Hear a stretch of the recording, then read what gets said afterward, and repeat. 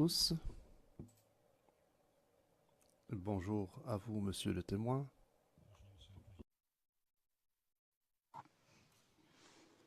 We are here for Nous sommes ici pour poursuivre l'interrogatoire de la défense de monsieur Gbagbo.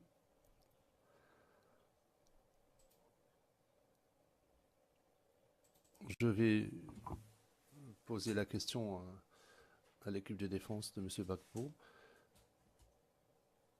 Où est-ce que vous en êtes? De combien de temps pensez-vous encore avoir besoin pour achever votre interrogatoire? Maître Altit, puis Maître Knops.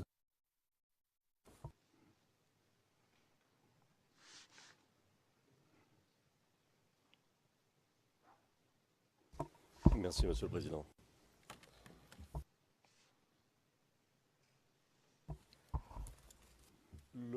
L'interrogatoire par la défense de Laurent Gbagbo durera 2 sessions d'aujourd'hui et pourrait déborder sur la 3e session sans que j'en sois tout à fait sûr. Ça dépend évidemment de la manière dont le témoin va répondre aux questions. Au moins 2 sessions et certainement prendra fin avant la fin de la journée. Mais il reste une petite zone d'incertitude quant à la 3e session.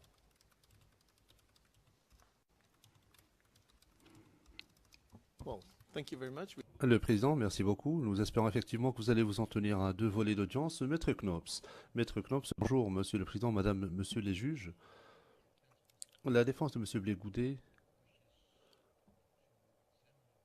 souhaiterait interroger le témoin pendant un maximum d'1 volet d'audience et c'est Maître Zoukou qui posera des questions. Il vient de m'informer que pendant le week-end, il a passé en revue les questions qu'il entendait lui poser au témoin et qu'il s'attend à achever son interrogatoire en un seul volet d'audience. Le Président, très bien, c'est une bonne nouvelle. Maître Altit, je vous invite à essayer d'achever votre interrogatoire pendant 2 volets d'audience. Maître Knops, non, Monsieur le Président, mon intervention n'avait pas pour but de faire pression sur Maître Altit, le Président. Moi non plus, je ne voulais pas le faire. Je voulais simplement que l'on simplifie les choses parce que il faudra également redonner la parole à Monsieur le procureur pour des questions supplémentaires. Je suppose que vous ne savez pas de combien de temps vous pensez avoir besoin, car vous n'avez pas encore entendu toutes les questions que poseront les autres parties. Monsieur Garcia, tout à fait. Bonjour, Monsieur le Président, Madame, Monsieur le Juge. Pour le moment, je ne pense pas avoir de questions à poser, de questions supplémentaires à poser. Le Président, très bien, merci. Donc, je donne la parole à Maître Hocher pour qu'il puisse achever son interrogatoire. Maître Hocher. Bonjour, mon colonel. J'espère que vous avez pu vous reposer pendant le week-end. Merci, bonjour, maître. Oui, effectivement, je me suis reposé.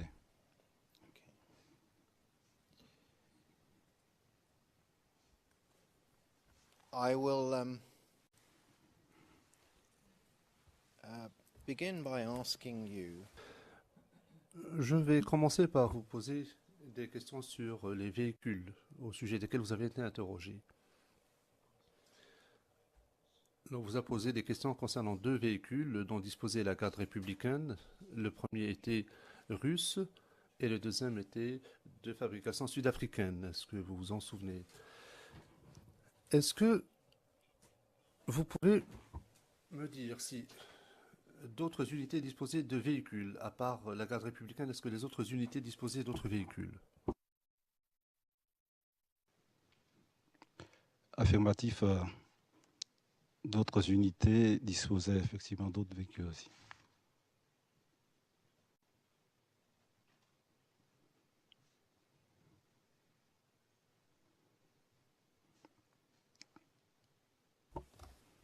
I just want to be clear that you. Je veux juste être certain que vous avez bien compris ma question, étant donné la façon dont cela a été retranscrit. Ma question est la suivante.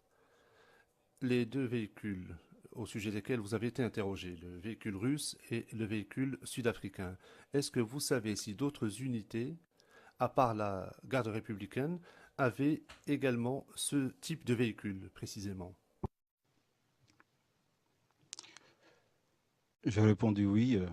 Le véhicule russe, certaines unités avaient ces véhicules russes aussi. Quant au véhicule sud-africain, si ma mémoire est bonne, c'était la garde républicaine qui disposait de ce véhicule.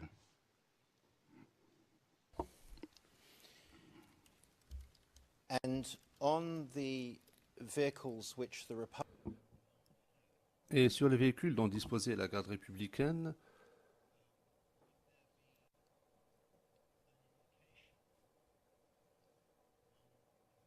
est-ce qu'il y avait une indication? Est-ce que les véhicules portaient une indication indiquant ou précisant qu'ils appartenaient à la garde républicaine?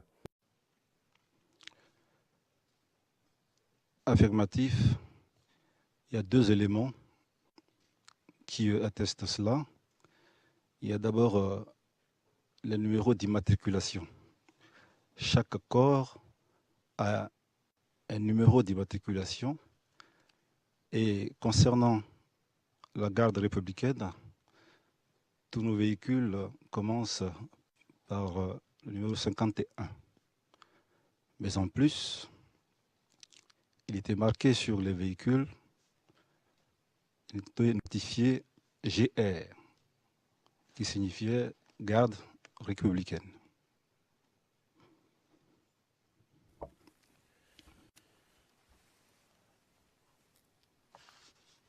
and if you remember, Lorsque le procureur vous a posé des questions avant cette procédure, il vous a montré des vidéos et il vous a posé des questions au sujet de certains véhicules. Lorsque ces vidéos vous ont été montrées, est-ce que vous vous souvenez si vous avez vu le symbole GR? Oui, je crois l'avoir vu.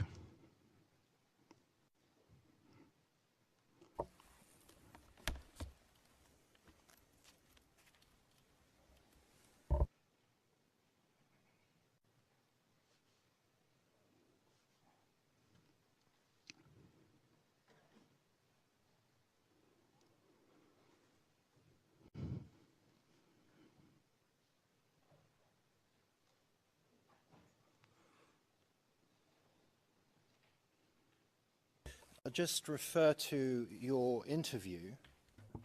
Je vais maintenant faire référence à votre entretien qui porte la référence CIV OTP 0057 1430 à la page CIV OTP 0057 1445.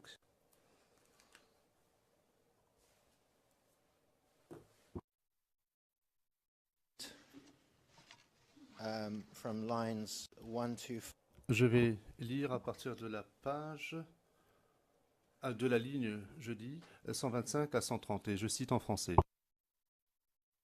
nous étions les seuls à les avoir, parce que comme je dis, nous n'étions pas seuls à Bobo. Il y avait d'autres unités, donc les Mamba partaient avec les éléments. Mais ce char, on a des chars comme ça aussi. Oui, voilà. Maintenant, là, comme ça n'est pas marqué, en tout cas, je ne vois pas vraiment la sigle GR au-dessus pour dire que c'est un des nôtres. Mais on avait des chars comme ça. Would you like to Est-ce que vous souhaitez donner une réponse différente à la lumière de ce que vous aviez déclaré au procureur? Correction de l'interprète, il s'agissait de la page 1455.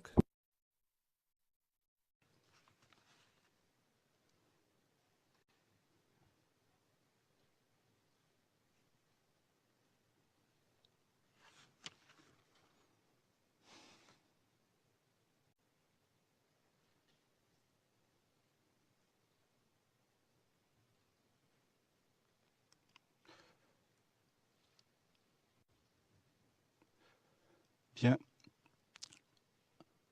Si c'est ce qui a été dit, je dis apparemment, dans mon esprit, j'avais cru voir GR, parce qu'au moment où je répondais aux questions, je n'avais pas encore, je crois, vu la vidéo.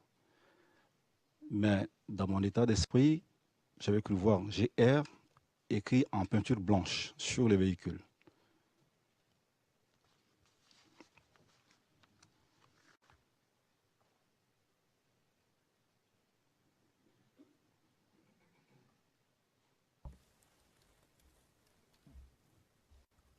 Well, why would you be expressing yourself Et pourquoi est-ce que vous avez tenu les propos suivants? Je n'ai pas vraiment vu le sigle GR lors de votre entretien.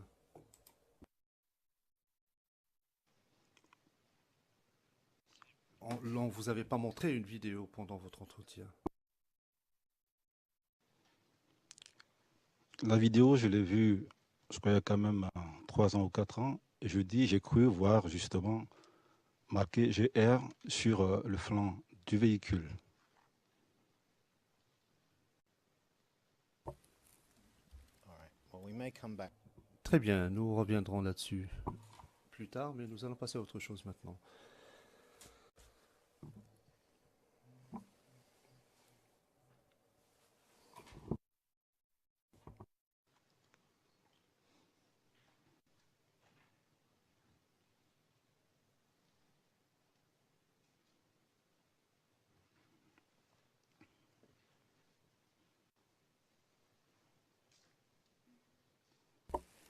If I can just show you J'aimerais vous montrer à nouveau une vidéo qui vous a été montrée par le procureur portant la référence IVOTP 0048 1651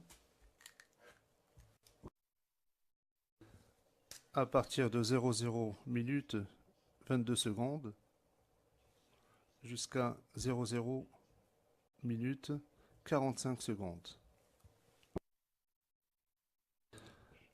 C'est la vidéo qui vous a été montrée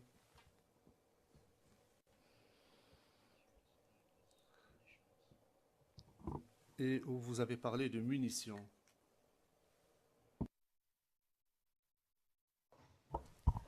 Could you please confirm if it's public? La greffière d'audience, pourriez-vous nous confirmer s'il s'agit d'une pièce publique? Maître Rocher, oui, pardon, effectivement, c'est une pièce publique.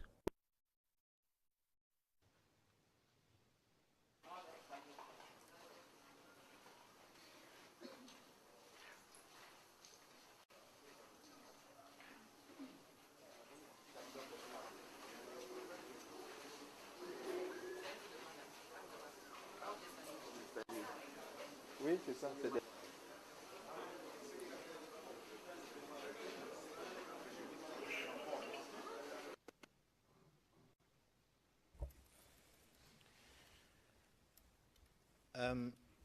in this image. Sur cette image, mon colonel, l'on voit des caisses qui vous ont été montrées précédemment, qui semblent... I want to ask you to help us to the extent you can. qui sont donc semblent être devenues poussiéreuses. Et j'aimerais que vous nous aidiez, que dans la mesure où vous pouvez le faire, en nous donnant une date relative à ces munitions. Serait-il juste de dire que ce dépôt a été créé dans les années 60? Est-ce que c'est quelque chose que vous savez? Malheureusement pas, je ne sais pas.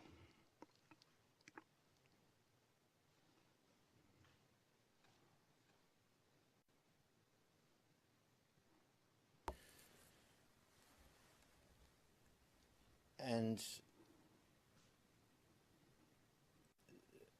between 2000, Entre 2004 et 2010, est-ce que la garde républicaine a reçu de nouveaux approvisionnements ou pas?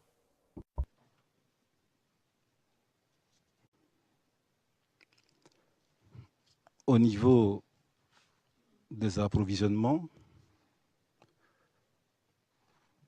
cela est géré par le chef de corps.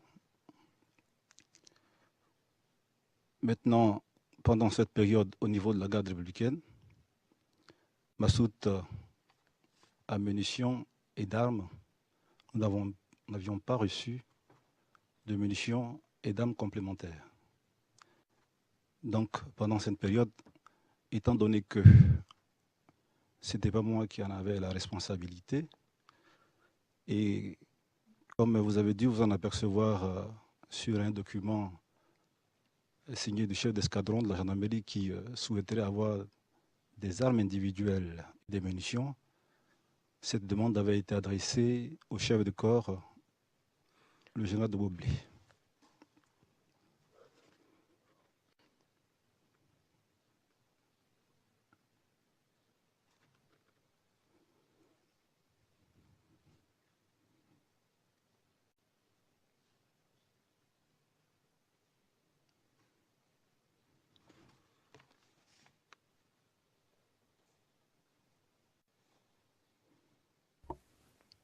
Now, when the prosecution was asking, Lorsque le procureur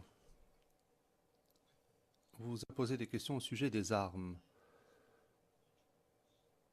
dont disposaient des individus que vous avez vus mais que vous n'avez pas reconnus,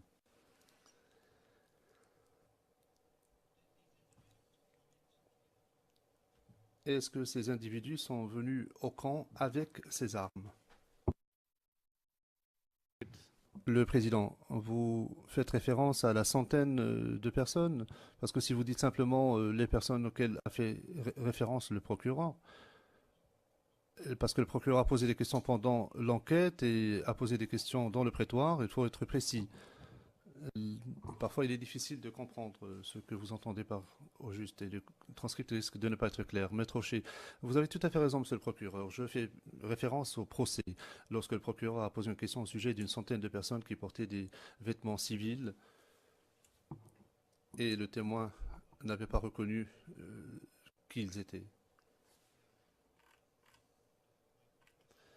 Monsieur le témoin, ma question est la suivante. Est-ce que ces personnes sont arrivées dans le camp avec les armes dont elles disposaient? Merci, maître. À vous dire, je n'ai même pas vu arriver ces éléments supplétifs. Parce qu'au niveau de la caserne, il y a l'entrée principale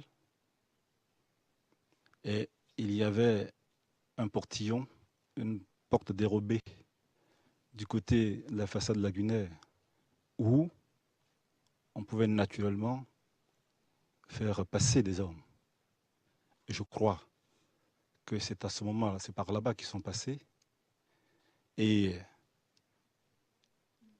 le premier jour où je les ai vus, c'était en sortant de mon bureau le soir, un soir, et j'ai constaté cette présence inattendue.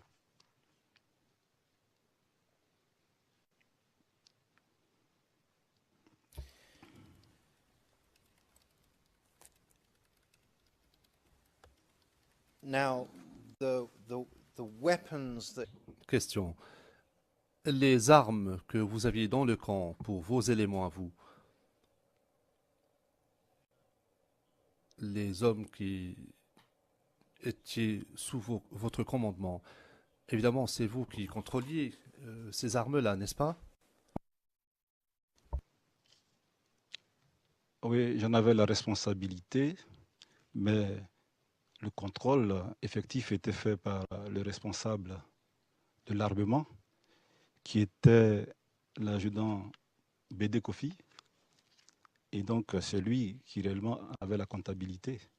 J'en avais la responsabilité du nombre et de la façon dont étaient donc utilisées ces armes. and can you confirm that those Et est-ce que vous pouvez confirmer que ces armes-là n'étaient utilisées que par vos éléments à vous?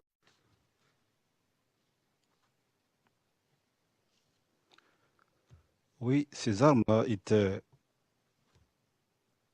utilisées par mes éléments à moi, c'est-à-dire ceux qui étaient sur la base avec moi, et aussi les éléments qui étaient en détachement en qualité de garde-corps auprès de certaines personnes, bénéficier aussi de cet armement.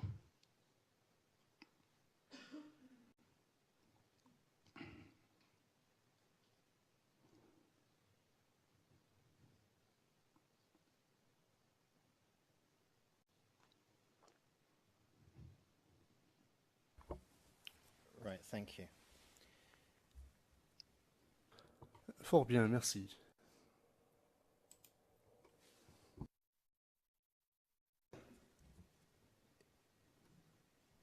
I'm just going to read you Je vais à présent vous lire une des réponses que vous avez fournies au bureau du procureur. Réponse que vous avez apportée lors de votre entretien. Et l'attrait à ces jeunes personnes qui brûlaient des pneus. it. Et elle se trouve à la page CIVOTP 0057 1463.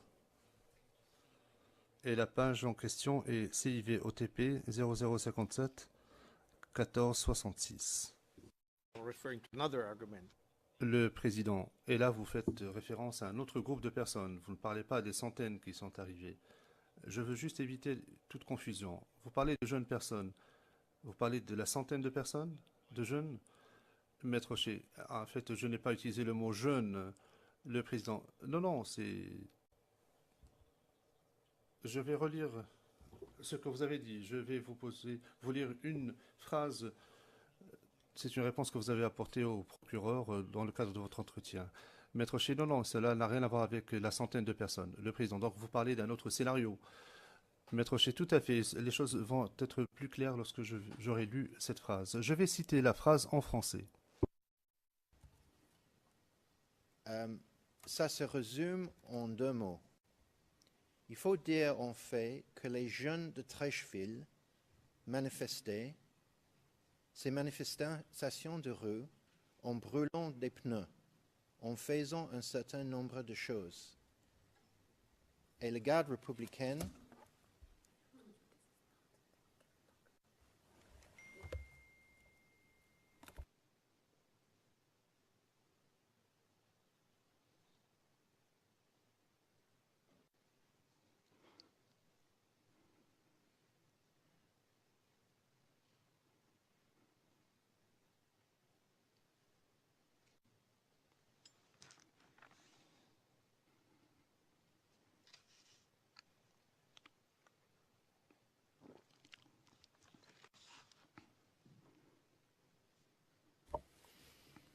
All right, I'll move on to something else. Je vais passer à un autre sujet maintenant.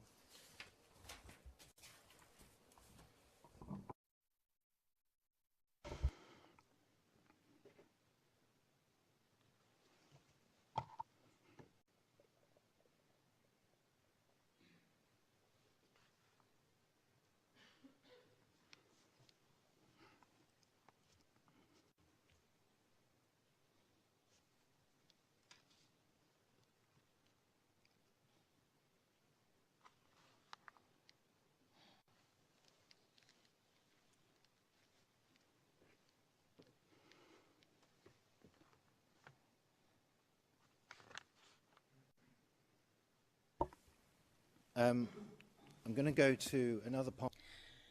Alors, je vais passer à une autre partie de votre audition et nous allons aborder un sujet différent.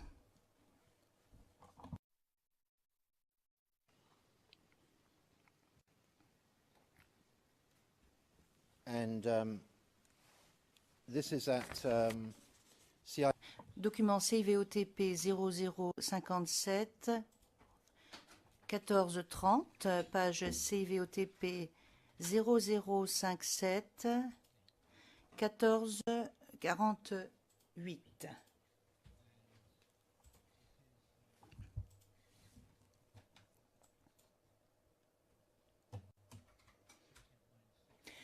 Et cela commence à la ligne 673 et je cite en français. Ce sentiment à partir de quel moment ou à partir de quelle période que ce n'était pas possible de discipliner ou punir des infractions que vous voyez. And you answered, non, c'était pendant-là déjà que, vous voyez, la période de formation a été faite là. Interviewer, And you say, le capitaine... Slow. Le président, un peu plus lentement, s'il vous plaît. You say, le capitaine Kipré m'a dit de façon ouverte que c'est nous qui avons dit au capitaine de ne pas vous informer, mon colonel.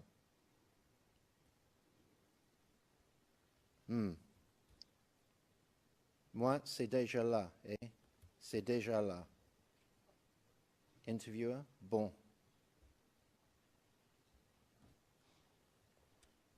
You then say, à la limite, Vous dites, aurait pu m'affecter si on estimait que je ne faisais pas l'affaire, mais dans le même temps aussi, je me suis dit que si tu es là, bon, ils ont leur raison, mais tu fais attention. End of quote. fin de la citation.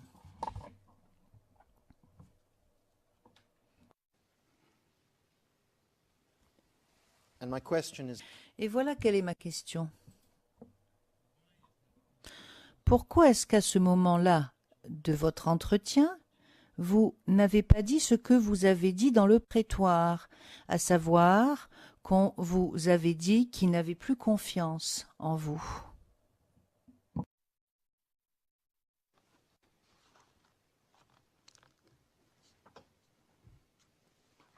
Je ne comprends pas la question.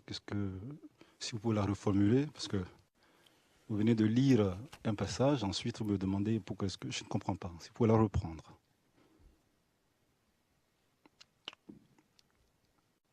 all right, fair enough. Bien. Qu'à cela ne tienne, voilà ce à quoi je veux en venir. Vous dites à la personne qui vous écoute là que le capitaine Kipré vous dit ouvertement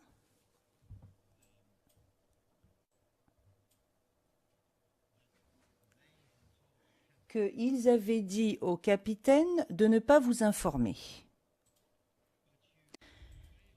Mais vous n'avez pas parlé de la partie essentielle de cette conversation, ce que vous avez dit ici dans le prétoire, à savoir, ils avaient déclaré qu'ils n'avaient plus confiance en vous.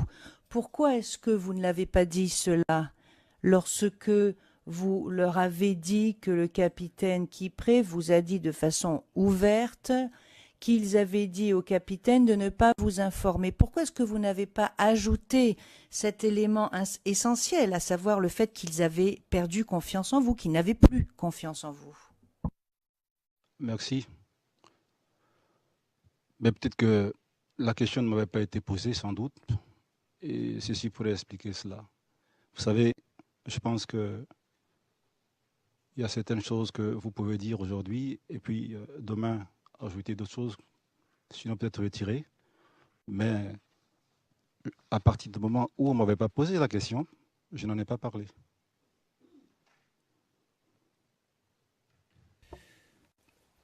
Those are all my... Voilà, je n'ai plus de questions à poser, Monsieur le Président. Le Président, merci beaucoup. Maître Altit. Merci, Monsieur le Président. Nous avons une petite question d'organisation qui va prendre 10 secondes. Et je vais commencer. You have 15 seconds. Alors, vous avez 15 secondes.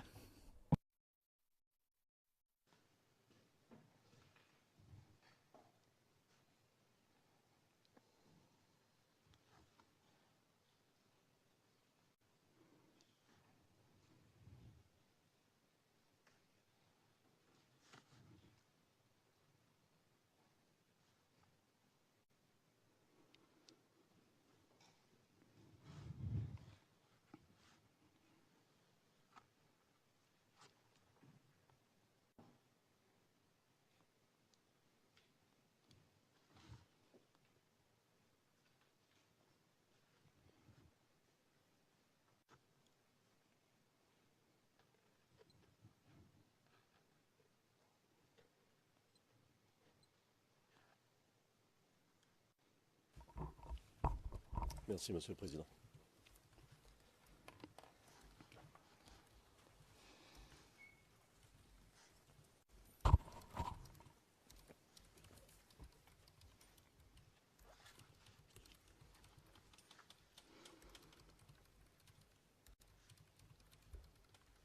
Bonjour, colonel. Bonjour, maître. Mon nom est Emmanuel Altit et je suis l'avocat principal de Laurent Gbagbo. Merci. À mon tour, je vais vous poser des questions et je serai reconnaissant d'y répondre de manière concise et précise. D'accord? Merci. Autant que faire se peut, je m'y emploierai. Merci.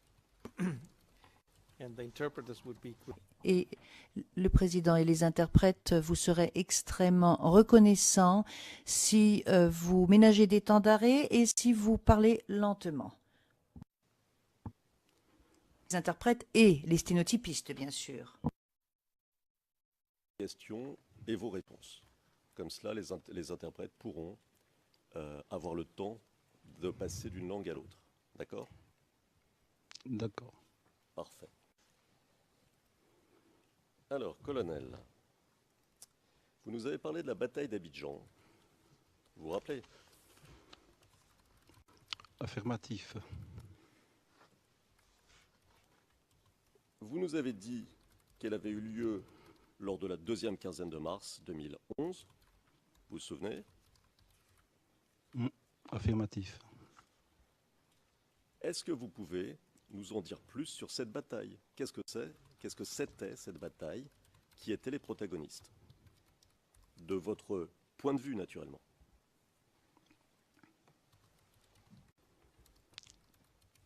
Merci, maître. S'agissant de la bataille d'Abidjan,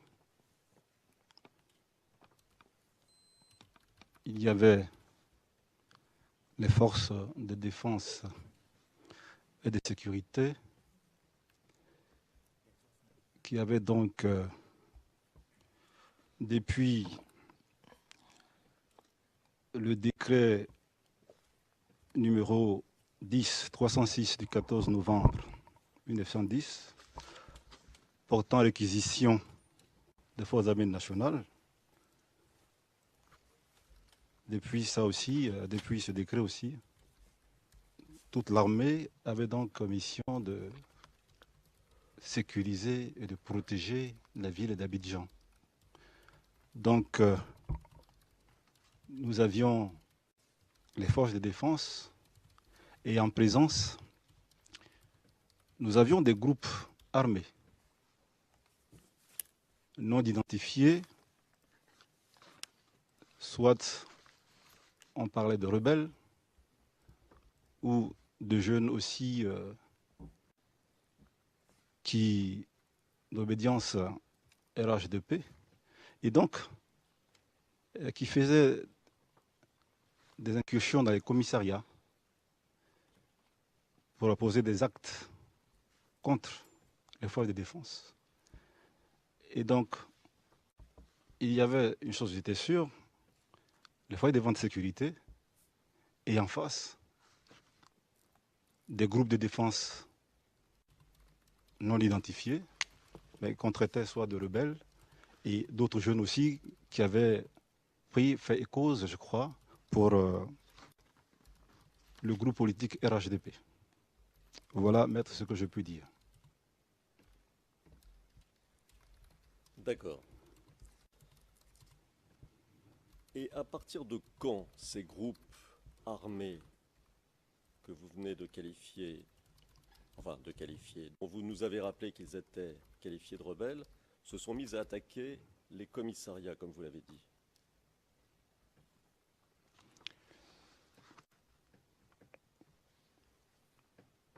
Si mes souvenirs sont exacts, cela déjà dans la période du mois de février, janvier-février déjà, on avait ce type d'attaque. Et il y a eu des morts parmi les policiers? Oui, il y a eu des morts. D'accord. Ils ne se sont attaqués qu'à des commissariats?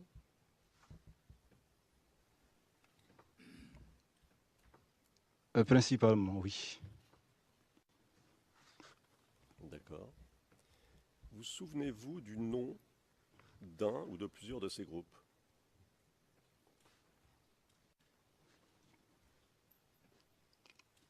Merci, maître.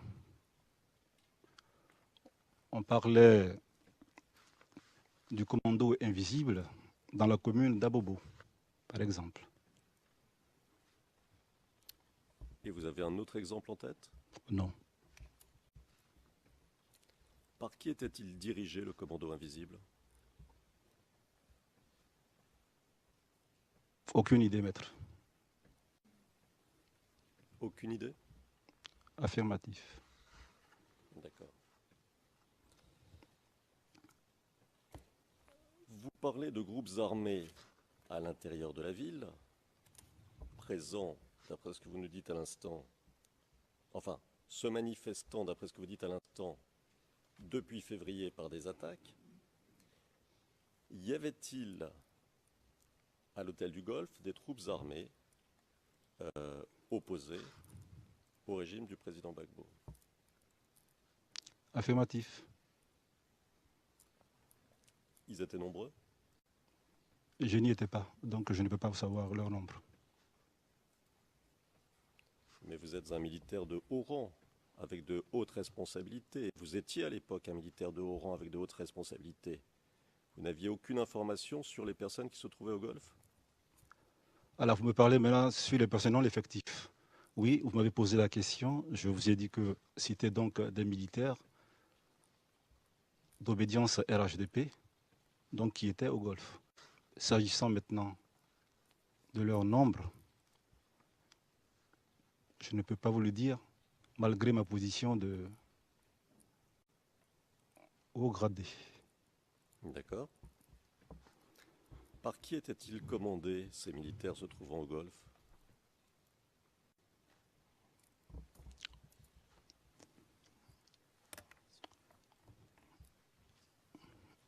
Merci, maître. Je ne sais pas qui commandait ce groupe ou bien ces militaires qui étaient au Golfe. Parce que moi, je n'étais pas au Golfe, donc je ne peux pas savoir cela. Disposait-il à votre connaissance d'armements lourds?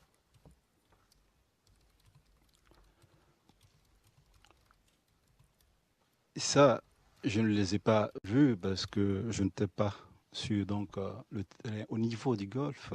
Cependant, par les médias, j'ai vu qu'ils avaient des armes lourdes au niveau des médias. Ces militaires se trouvant au Golfe avec des armes lourdes, se sont-ils livrés à des attaques contre les forces de sécurité?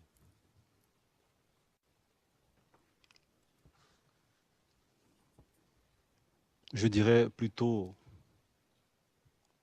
qu'il y a eu des combats entre ces deux fractions. Maintenant, quitte à savoir si c'est eux qui ont donc déclenché l'attaque, je ne peux vous le dire. D'accord. Quand y a-t-il eu des combats entre ces deux factions, comme vous dites?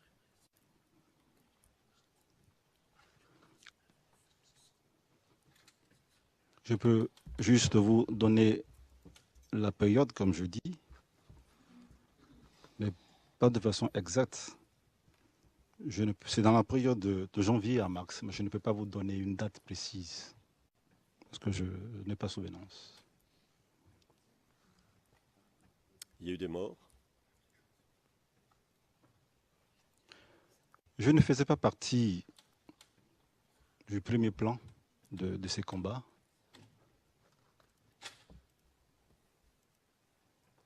À notre niveau, je n'ai pas eu des informations faisant état de notre côté qu'il y avait eu des morts. Également, du côté aussi des ennemis. D'accord.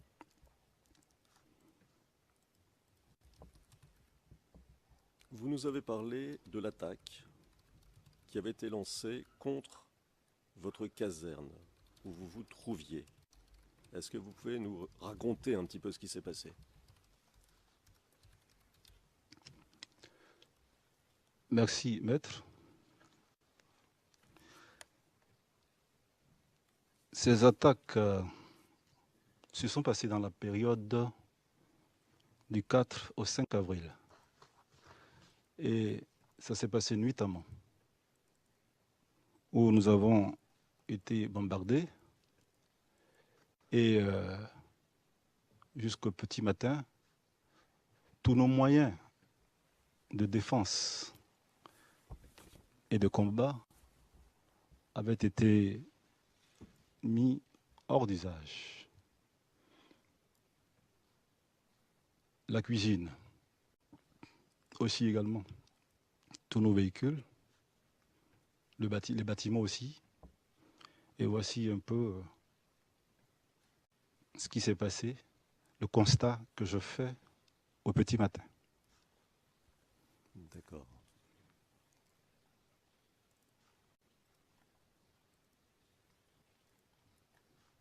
Vous aviez été bombardé comment? Par quel type d'arme? Merci, maître. C'était un bombardement aérien à partir d'avions de chasse ou bien d'hélicos, je crois. Donc c'était un bombardement aérien et non terrestre.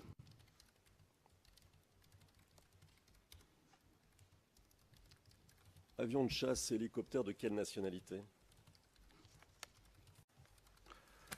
Ça s'est passé, j'ai dit nuitamment. Je n'avais pas de jumelles à infrarouge pour voir un peu les caractéristiques de ces engins. Donc, maître, c'est une question vraiment à laquelle je ne peux pas répondre. Vous ne saviez pas, que les choses soient claires, de quelle nationalité étaient les hélicoptères qui vous bombardaient et les avions de chasse qui vous bombardaient, c'est bien cela? Je dis, je n'ai pas vu les avions, les hélicos, parce que ça s'est passé nuitamment. Mais au regard des informations, je pense que ça s'est fait par l'ONUCI et la Licorne. Ce sont les informations que nous avons reçues sous mandat ONU. La licorne, c'est quoi? C'est les forces françaises. D'accord. Donc la nationalité des hélicoptères et des avions de chasse était, selon toute probabilité, à votre avis? Il y avait l'ONU, il y avait aussi la France, donc ça pouvait être aussi des avions, des hélicos du moins de l'ONU venant d'autres pays ou aussi la France. À votre connaissance, il y avait des hélicoptères ou des avions de chasse qui tiraient à Abidjan et qui n'étaient ni français ni de l'ONUCI? Non, c'est pas ce que je dis. Je dis c'était ces deux forces-là qui ont attaqué. Et qui ont attaqué votre caserne, c'est ça? Oui, affirmatif. Il y a eu des morts?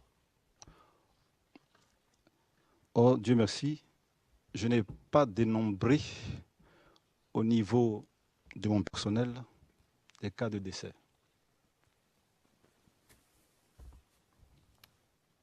Alors, monsieur, quand je vous demande les protagonistes à la bataille, pourquoi ne parlez-vous pas des forces françaises et des forces de l'ONUCI?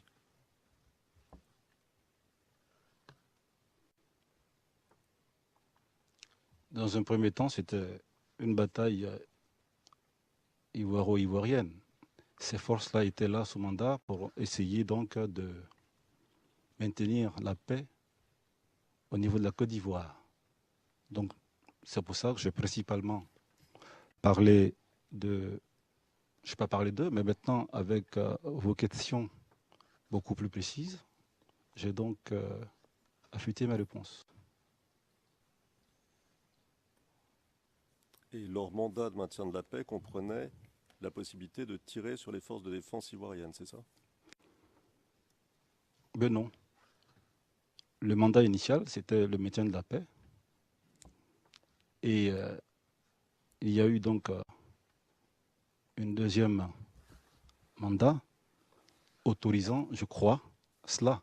Parce que je me dis, étant sous mandat ONU, ben, il ne peut pas passer à une autre étape sans l'autorisation des Nations Unies.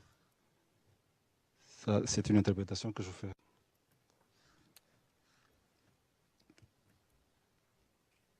Donc pour en revenir à ma question sur les protagonistes de la bataille d'Abidjan, est-ce que vous acceptez le fait que parmi ces protagonistes, il y avait les forces françaises et les contingents de l'ONUCI? Pour moi, le protagoniste, je dis, c'était donc les FDS et la rébellion d'alors, et l'ONUCI, les forces licornes, ont agi sous mandat ONU pour rétablir. Si vous permettez, je vous interromps une seconde et vous me pardonnez. Mais qu'on s'entende sur le mot protagoniste. Protagoniste, en tout cas c'est le sens que je lui donne ici, c'est celui qui participe à quelque chose. Alors je vais peut-être reformuler de manière à ce que vous puissiez répondre plus facilement.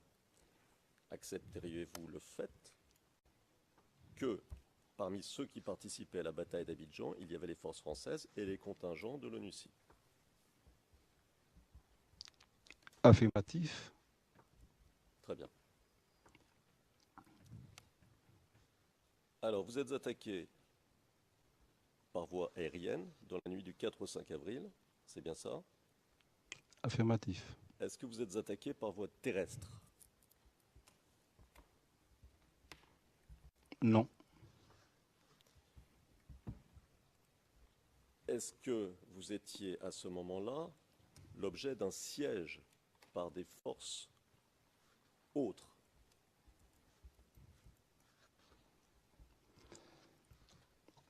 Non. Je n'ai pas été l'objet d'un camp assiégé par une autre force. Pendant donc cette nuit, avec la cadence de bombardement que nous avions, je n'étais pas même encore de réaliser si il y avait d'autres forces encore terrestres qui nous assiégeaient. Donc je ne peux pas confirmer cela. Mais jusque-là, votre caserne n'avait pas été attaquée? Non. Dites-moi, est-ce que cette même nuit, les membres de la garde républicaine stationnés au plateau et stationnés à Cocody ont été eux aussi attaqués?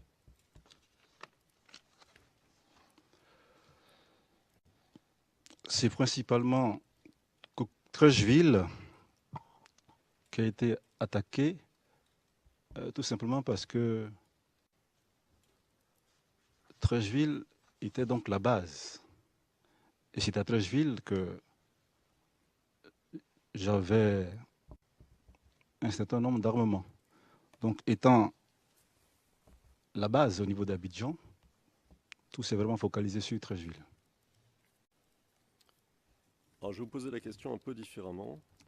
À votre connaissance, les blindés, vous nous aviez parlé à l'occasion de votre témoignage, vous nous aviez parlé de 9 blindés répartis sur 3 sites, c'est-à-dire 3 blindés par site, c'est bien ça? Affirmatif. Donc, les blindés de Trècheville ont-ils été détruits lors du bombardement? Oui, nos blindés ont été mis hors d'état de nuit. D'accord.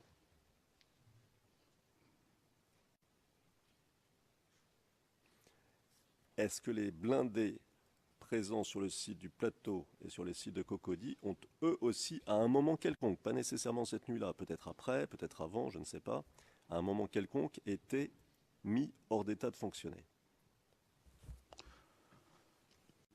Non pas cette nuit, mais ultérieurement, pendant l'attaque au niveau de Cocody, c'est aussi à ce moment que ces blindés aussi ont été donc mis hors d'état de nuit. L'attaque au niveau de Cocody, c'est quoi? Qu'est-ce que vous voulez dire par là? Oh, c'était à partir du 4 jusqu'au 11 où il y avait une attaque dirigée contre la résidence et qui a débouché donc sur l'arrestation du président le 11 avril. Une attaque menée par qui? Oh, une attaque menée par les forces de la rébellion.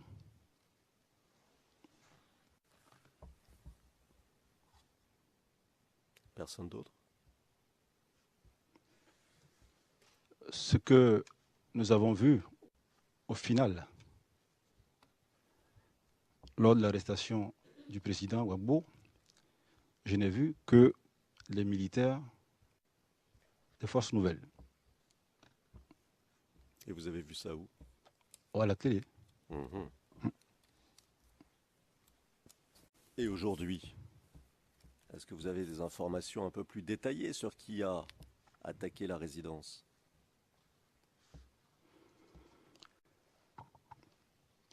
Merci, maître. Oui, aujourd'hui, effectivement, ce sont des informations comme vous le dites. Oui, information aussi dans les médias. Information a été donc dit que ces forces nouvelles ont eu l'appui des forces licornes. Comme tout le monde aussi, j'ai entendu cette information. Mais comme je vous disais tout à l'heure tantôt, sur les images de l'arrestation du président, je n'ai vu que les éléments des forces nouvelles. Dites-moi, il y avait des éléments de la garde républicaine à la résidence du président, n'est-ce pas? Oui, la 4e compagnie, qui a mission donc de sécuriser la résidence, était aussi donc à Cocody. Donc c'était sa mission. Donc j'avais des éléments à Cocody, à la résidence du président. D'accord. Et ils ont eu des morts lors de l'attaque de la résidence dont vous nous parliez à l'instant? Je parle de vos hommes, hein. J'ai pas eu de mort au niveau de mes hommes.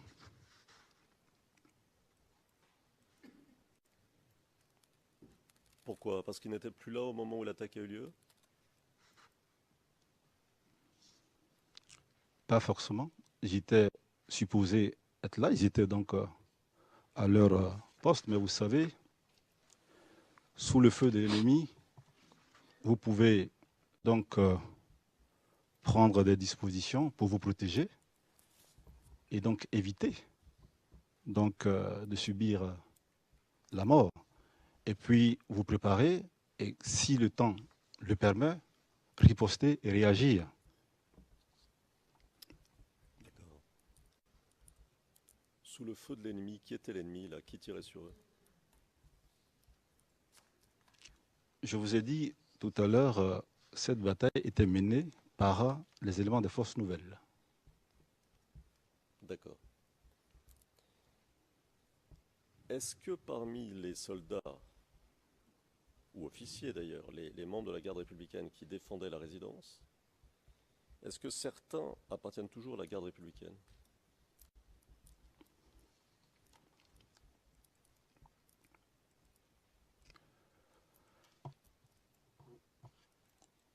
Au niveau de Cocody, non. Mais certains éléments d'autres casernes sont encore aussi, actuellement, à l'heure où je vous parle aussi, en poste au niveau de la garde républicaine.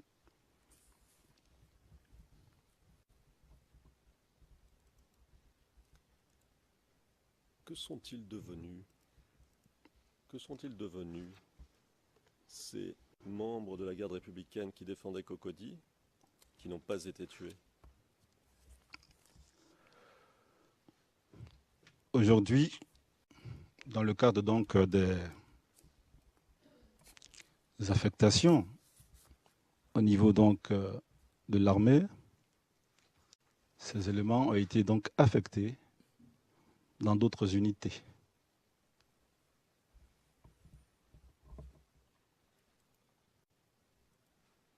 Il n'y a pas eu de disparus. Pas à ma connaissance.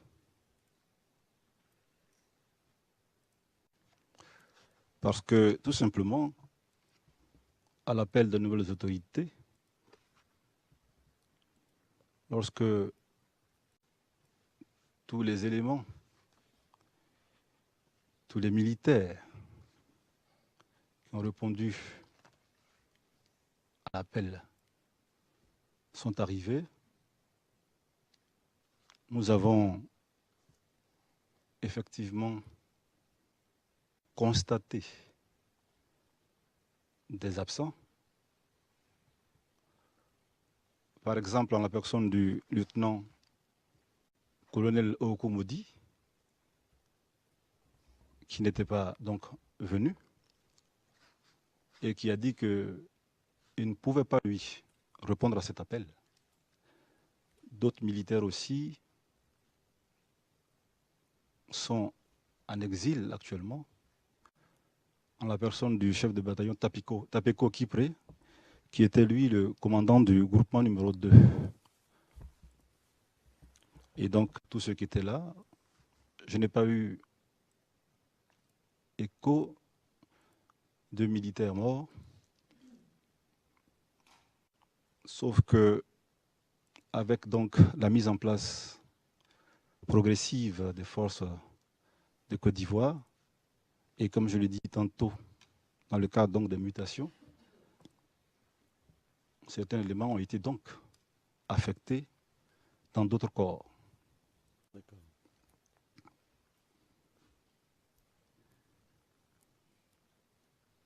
Ces éléments affectés dans d'autres corps, vous ne leur avez pas parlé, vous n'avez pas cherché à savoir ce qui s'était passé? Ça s'est passé dans le cadre normal d'une affectation, des mutations. Donc, Pardon, je crois qu'il y a un malentendu, je vous interromps parce que je vais reformuler pour que ce soit plus clair. Ces éléments affectés ailleurs, qui étaient auparavant en poste à la résidence, à Cocody, qui savent donc ce qui s'est passé.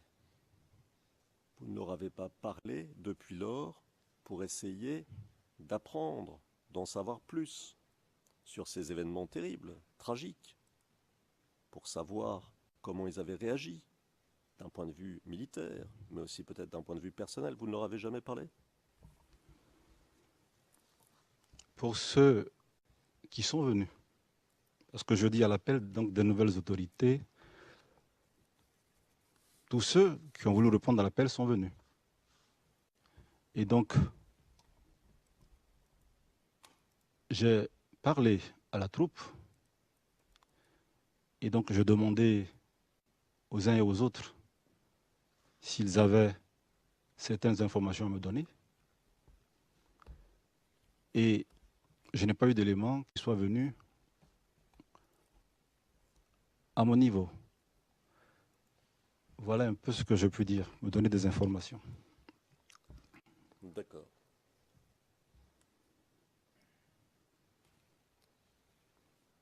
Alors, le matin du 5, si je vous comprends bien, le camp a été attaqué pendant la nuit, votre matériel est détruit, c'est ça? Affirmatif. Et donc, vous partez. C'est bien ça? Ce n'est pas ça. Alors dites-nous. Au lendemain donc de ce bombardement, le capitaine Blé me demande est-ce que j'ai eu au téléphone le général Doboblé. Je lui ai dit oui. J'ai eu le général je lui ai fait le compte-rendu, le point de la situation de mon matériel, de mon personnel, et il m'a dit bien noté. Quelque temps après, le capitaine Blé revient vers moi et me demande d'appeler le général de Beaublé. Je lui dis que je l'ai appelé. Et il me dit non, appelle-le à nouveau. Donc, j'essaie de joindre le général qui, entre-temps, devait recevoir un général de l'ONUCI à son bureau. Je n'ai pas pu l'avoir. Et c'est comme ça que j'ai essayé de joindre le commandant Kipré, qui était donc son officier adjoint. Et le commandant Kipré m'a dit la chose suivante. Mon colonel, de la part du général, il dit que les combats sont terminés, que le président Laurent Gbagbo reconnaît la victoire du président Alassane et qu'à l'issue, il ferait une déclaration. Effectivement, s'agissant de cette déclaration, on a vu sur les bandes annonces que le président devait effectivement parler.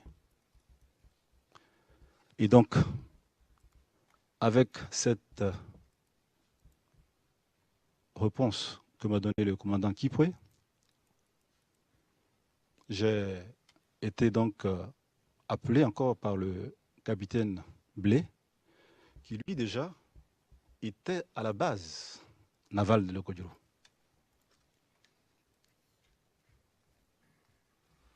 Sans que je ne sache, il était déjà à la base. Et il m'a appelé pour me dire « Viens nous rejoindre au débarcadère au niveau de Trècheville ». D'accord. Donc, c'est à la demande du capitaine Blé que vous allez à la base navale. C'est ça qu'on doit comprendre de votre témoignage, n'est-ce pas? Oui, à sa demande, mais dans le sens où, ayant peut-être des informations, lui, parce que comme je l'ai dit, il était donc en communication avec le général. C'est avec lui que le général a fait donc les combats au niveau de Trècheville, parce que j'avais dit tantôt qu'au niveau de la chaîne, j'avais été écarté. Donc, c'est lui qui avait l'information, qui m'a donné l'information et qui m'a dit « Bon, mon colonel, trouvez-nous à la base navale de Locodiro ». Et donc, une fois là-bas, j'ai donc trouvé les officiers, le lieutenant-colonel-major Kona Boniface, à Tombré et Bamene, Charles. Vous nous avez déjà tout expliqué la dernière fois. Pardon, hein, je vous interromps, vous me pardonnez, mais tout ça, vous l'avez dit. Moi, ce qui m'intéresse, c'est un petit peu autre chose. D'accord. Vous nous dites, si j'ai bien compris, avoir tenté de joindre le général Blé. On est d'accord? Affirmatif. Bon. Vous ne lui avez pas parlé. D'après ce que vous dites, vous ne lui avez pas parlé, vous avez parlé à Kipré, c'est ça? C'est exact. D'accord. Alors pourquoi ne pas chercher à en savoir plus auprès de votre autorité plutôt que de suivre, sans véritablement, manifestement savoir exactement de quoi il s'agissait, les uns et les autres? Vous nous avez dit parce que je savais qu'ils étaient en contact, etc. Oui, ça on a bien compris. Mais pourquoi vous ne cherchez pas à parler réellement? Vous n'insistez pas, vous ne persistez pas pour parler au général Blé qui est votre autorité? Pourquoi tout ça vous semble normal, si je puis... Pourquoi? C'est simple. Parce que au lendemain donc, de ce bombardement, la situation était confuse. Le capitaine Blé, après que Kipré m'ait donné cette information, que j'ai crue, me dit la nouvelle destination, c'est Locodiro. Et là, j'ai tenté de joindre le chef de corps au téléphone encore, je n'ai pas pu l'avoir. Et pour moi, après qu'on m'ait dit que les combats sont terminés, j'ai plutôt cherché à aller à Lokodjoro, parce que le capitaine Ablé m'avait dit qu'on se trouvait là-bas. Donc j'ai préféré partir, et une fois là-bas, bon, ben, il ne m'a rien dit de spécial. J'ai bien compris ça. Mais vous voyez, ma question est un peu différente. Vous nous dites que c'est Kipré qui vous a dit que les combats étaient terminés. De la part du général. Oui, mais enfin, c'est lui qui vous l'a dit, n'est-ce pas? C'est précis. Bon. C'est quand même une nouvelle extraordinaire, fondamentale. C'est le type de nouvelle que l'on doit vérifier, normalement. Surtout vous, un militaire. En plus, un militaire avec des responsabilités importantes. Est-ce que ce n'est pas votre devoir de vérifier ce type de nouvelles auprès de votre autorité? I object, Your Honor. This is becoming argument. Le procureur, objection, Monsieur le Président. Mon contradicteur est en train d'ergoter. C'est la troisième fois qu'il repose la question, qu'il reformule. Il reformule. Le témoin a déjà répondu à 2 reprises à cette question. Monsieur le Président. Yes, Maître Altitte. Nous, Le Président mettra le titre. nous essayons d'avoir une réponse du témoin qui tourne autour du pot. Que voulez-vous que je vous dise? Et ça n'a rien d'argumentatif par ailleurs. On essaie d'avoir un fait et pour essayer de comprendre ce qui s'est passé et surtout pour essayer de comprendre ce qu'a pu faire le témoin à ce moment-là.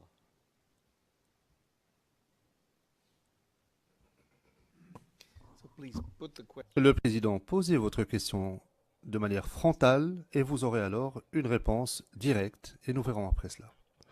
Sans commentaire aucun, sans préciser si c'est important ou pas, posez votre question simplement. Parfait. Ce jour-là, avez-vous parlé au général Doc Boblé? Oui, je parlais au général de Boublé Mhm. pour lui faire le compte rendu, le point de situation après le bombardement. Et j'appelle votre attention en vous disant que j'ai déjà répondu à cette question que vous me posez. Je vous remercie d'attirer mon attention. Vous a-t-il dit que les combats avaient cessé?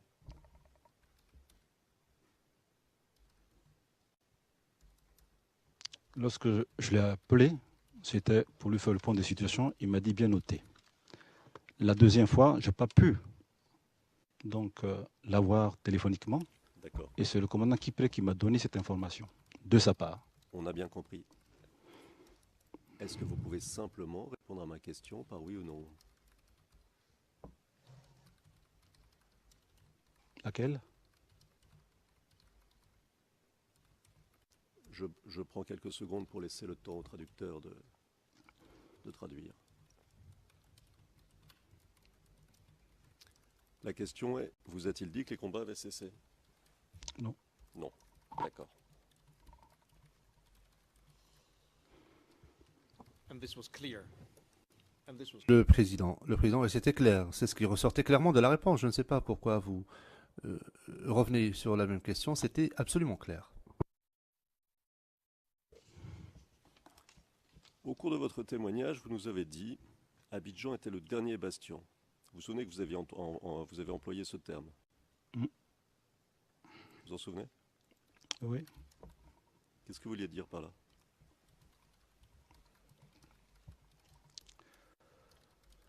Je veux dire que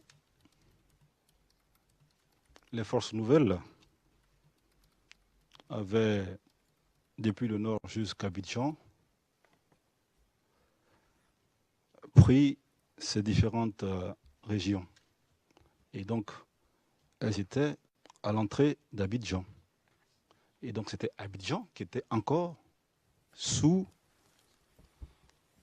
la responsabilité des forces de défense.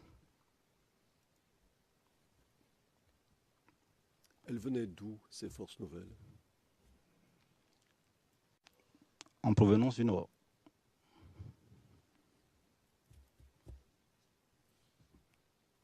Elles étaient bien armées, à votre connaissance? Oui, selon les informations que nous avions, apparemment, elles étaient bien armées. nous a-t-on dit? Du matériel lourd? Selon les informations, oui. D'accord.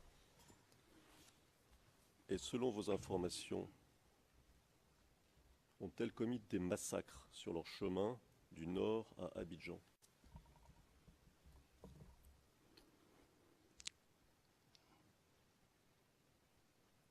Selon mes informations,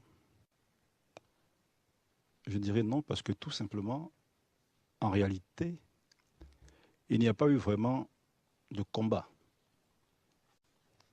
du nord jusqu'à Abidjan, à l'entrée d'Abidjan. Il y a eu des combats du côté de Diokoué, oui. Mais à part ça, ils ont fait une pénétration sans embâche. Qu'est-ce qui s'est passé à Djouekoué? C'était une attaque, il y a eu des combats à Diokoué. Donc le FRC et puis des soldats maintenant des anciens FDS, je peux dire.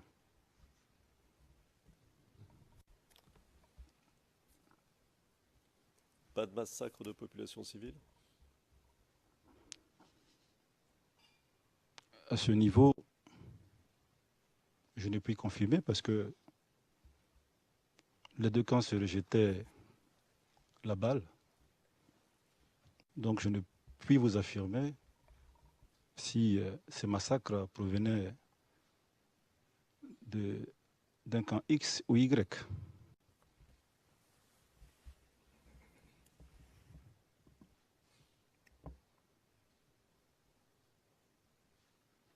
Donc le 5 avril, vous allez sur la base navale, c'est bien ça? C'est exact. Elle a été attaquée, la base navale, pendant toute cette période? Pas à ma connaissance. Je n'ai pas vu de bâtiment détruit parce que je n'ai pas parcouru toute la base. Parce que lorsque je suis sorti du bureau et que le rassemblement des supplétifs avait été donc sonné, j'étais allé me reposer dans une salle au niveau de l'Ocoduro. Donc, le 5 avril, vous êtes à cette base. Vous arrivez, si je comprends bien, tôt, puis vous vous reposez, et puis vous en partez. Est-ce que c'est bien ça? Je reste toute la journée. Mhm. Je passe la nuit sur la base, Mhm. et c'est le lendemain que je me rends à mon domicile. D'accord. Et vous y restez jusqu'à quand à votre domicile? Je dis, lorsque je suis arrivé à mon domicile, je me suis lavé, j'ai changé mes vêtements et je me suis rendu au domicile de mon petit frère à Cocody. Et c'est à Cocody que je suis resté jusqu'à ce que les nouvelles autorités mises en place nous demandent de rejoindre nos postes. D'accord.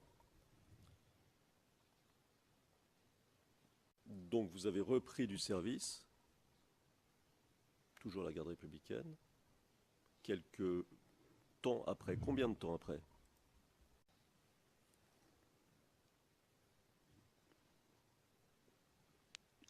Une semaine après, je crois, l'arrestation du président Gbagbo. D'accord.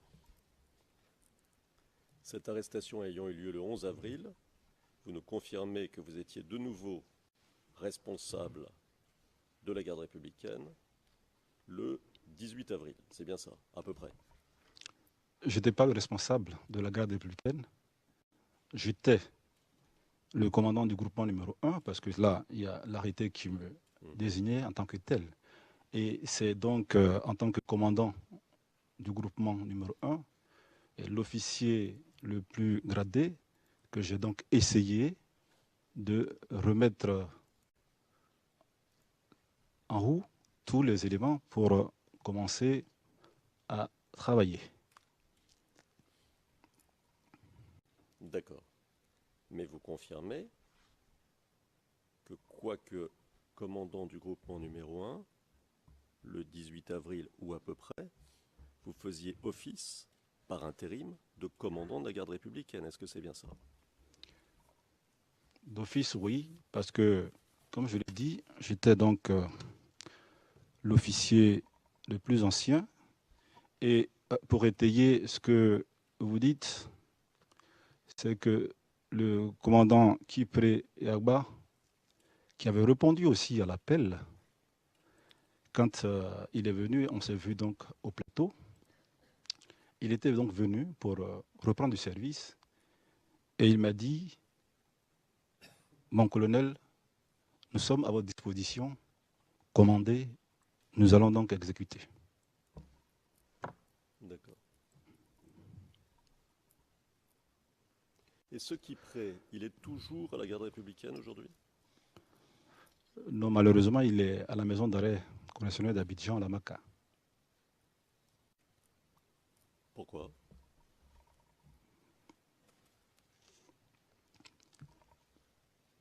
Je pense que la justice de mon pays peut vous dire exactement pourquoi. Mais en ce qui me concerne, ce que je peux vous dire, c'est que j'ai été donc appelé par un ressortissant d'un pays limitrophe de la Côte d'Ivoire, nigérien, parce que un de ses compatriotes avait été donc séquestré. Et donc, on l'avait pris à Yopougon et qu'on l'avait mis dans le coffre d'un véhicule et il a été donc envoyé à la garde républicaine. Donc, il m'a dit qu'il avait un de ses frères à la garde républicaine. Et je lui ai dit, par ma connaissance, à Trècheville, je n'ai personne. Et il m'a dit non, c'est précisément au plateau. Donc, j'appelle le commandant Kipré et qui confirme effectivement avoir en sa possession cet élément. Et je lui demande quelles sont les raisons pour que cette personne est aux mains de la garde républicaine. Il m'a dit on l'a pris pour vérification, pour contrôle de routine. Et qu'après ça, nous allons le libérer. Quelque temps après, le ressortissant étranger m'appelle pour me dire que son compatriote n'avait pas été libéré. J'appelle le commandant Kipré à nouveau et qui me retorque que ce n'était pas mes oignons. Qu'est-ce qu'est devenu ce monsieur? Je ne peux vous dire. Peut-être que d'autres éléments sont donc d'autres éléments ont du moins attesté, occasionné sa présence à la Maca. Voilà ce que je peux vous dire.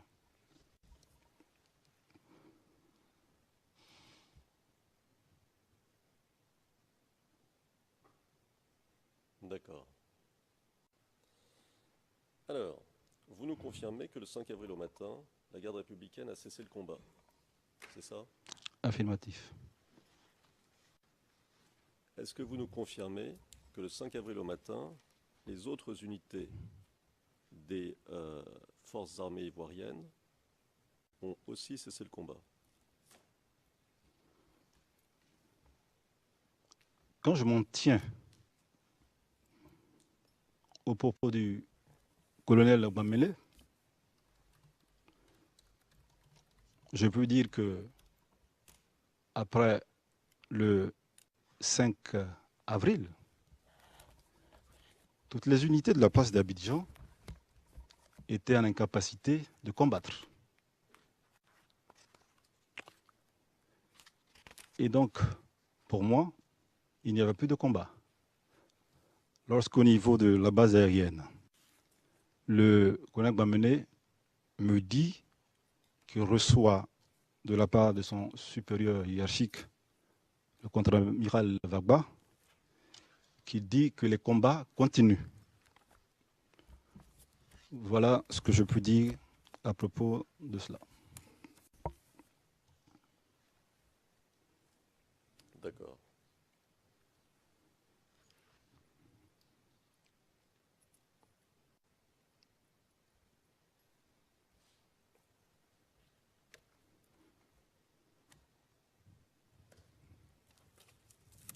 Monsieur le Président, il reste 2 minutes. Je crois que c'est le bon moment pour faire un break. Okay, Le juge président, très bien, nous allons faire la pause maintenant. Nous allons reprendre à 11h30. L'audience est suspendue.